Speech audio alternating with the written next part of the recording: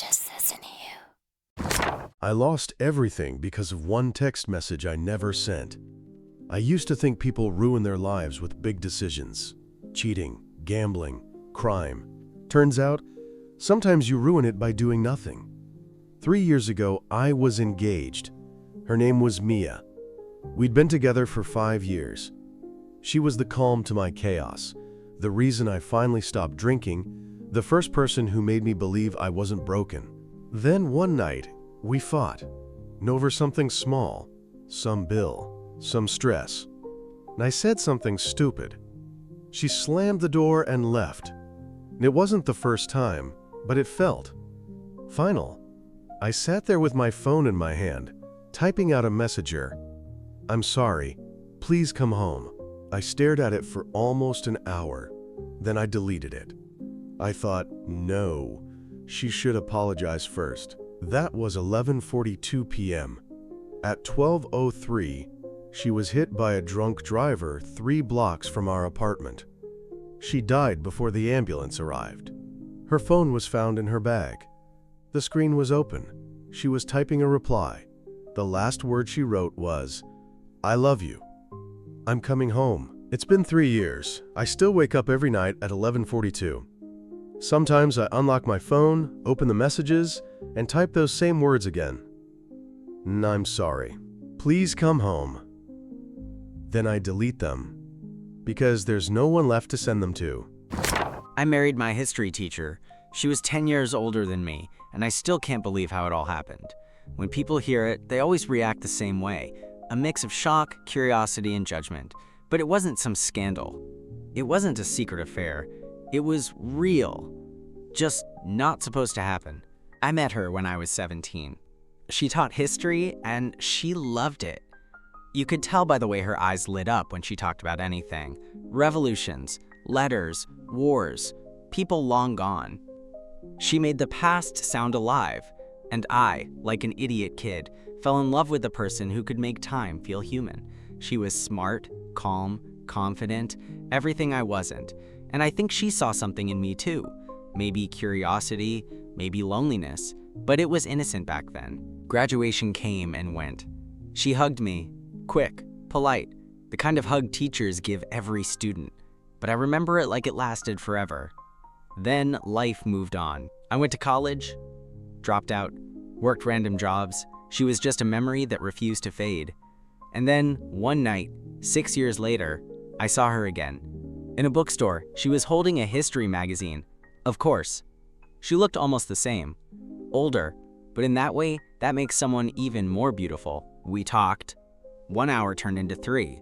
We didn't even notice the store closing. After that, coffee turned into dinner. Dinner turned into weekends. And before I even realized it, I was in love again. Only this time, it wasn't a teenage crush. It was real, grown up, quiet, strong. When I told my friends, they laughed. When she told her colleagues, they whispered. Neither of us cared. We'd both spent years pretending to be who people expected. An FOR once, we chose what made us happy. 2 years later, we got married. Nothing big, just us, a few close friends, and a small ring. And now she teaches at a university. And every morning, when I wake up and see her reading some old, yellow-paged book with coffee in her hand, I realize something. She used to teach me about history. Now she's my history. And the best part is, we're still writing it together. NN. I was dead for 5 minutes, and somehow, that was the moment I finally started living. They said my heart stopped for exactly 5 minutes. No pulse, no breathing, just silence. It happened after a car accident. Nothing dramatic. A rainy night, wrong turn, flashing lights, then nothing. The last thing I remember is the sound of metal bending and a woman screaming my name.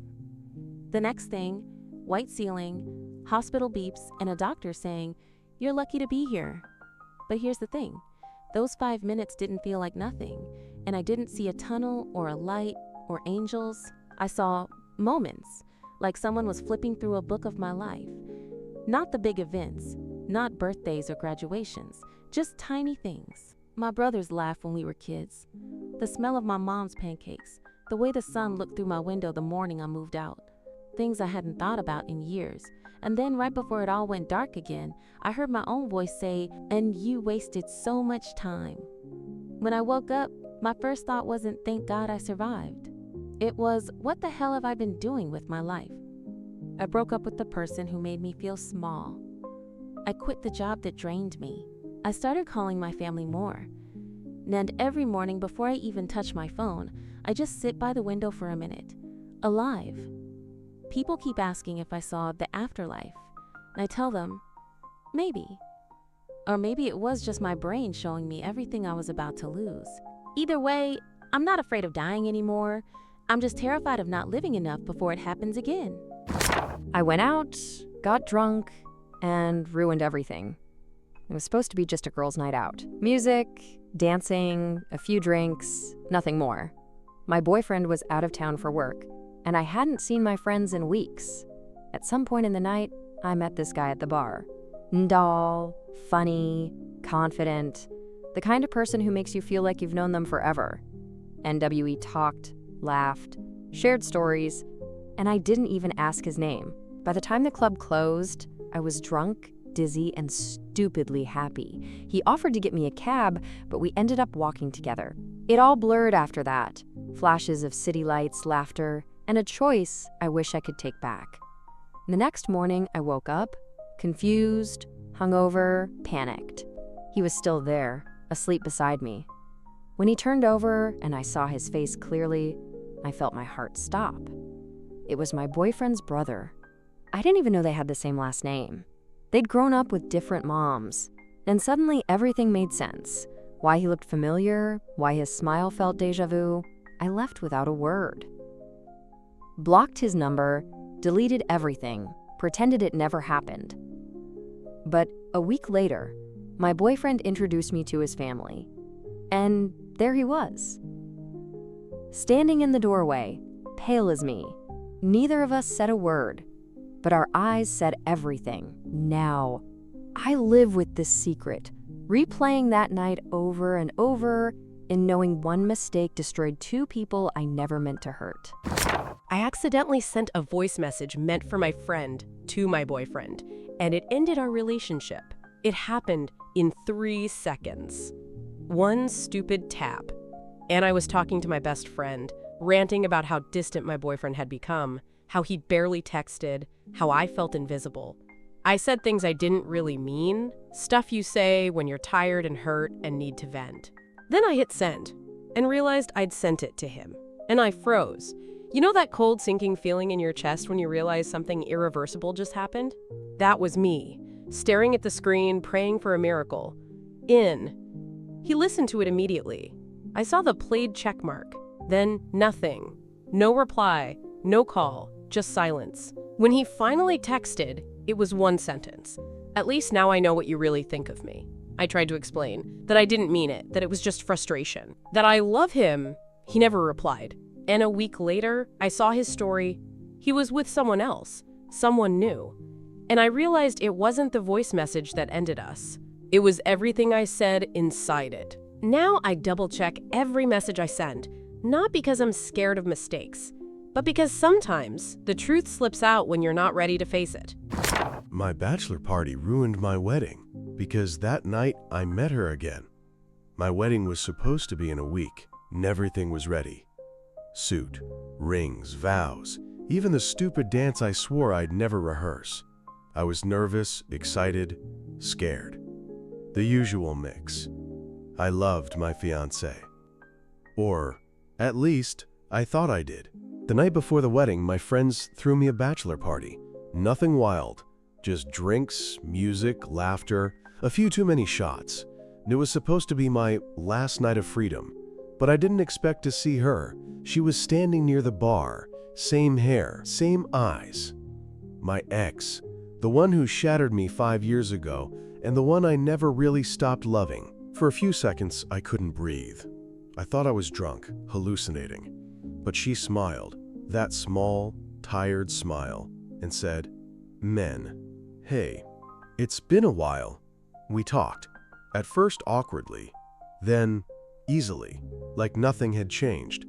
She told me she'd moved back to the city. I told her I was getting married tomorrow.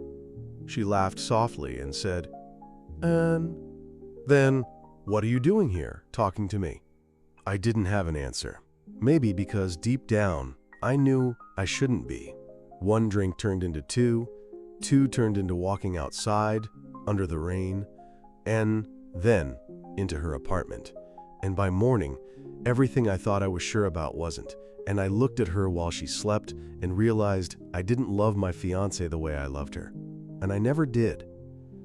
When she woke up, I told her that I wanted to call off the wedding, that I wanted her back, that I didn't care what anyone thought. She just looked at me, quiet, calm, and said, "You're not in love with me. You're in love with the version of me you lost." Then she stood up, got dressed, and walked me to the door. No tears, no drama, just finality. That afternoon, I called my fiancée, told her the truth, everything. The wedding's off, the invitations, the flowers, the plans, all gone. And now, every night, I lie awake thinking about two women, the one who wanted to marry me and the one I'll probably never stop loving. I lost both, and honestly, maybe that's what I deserved.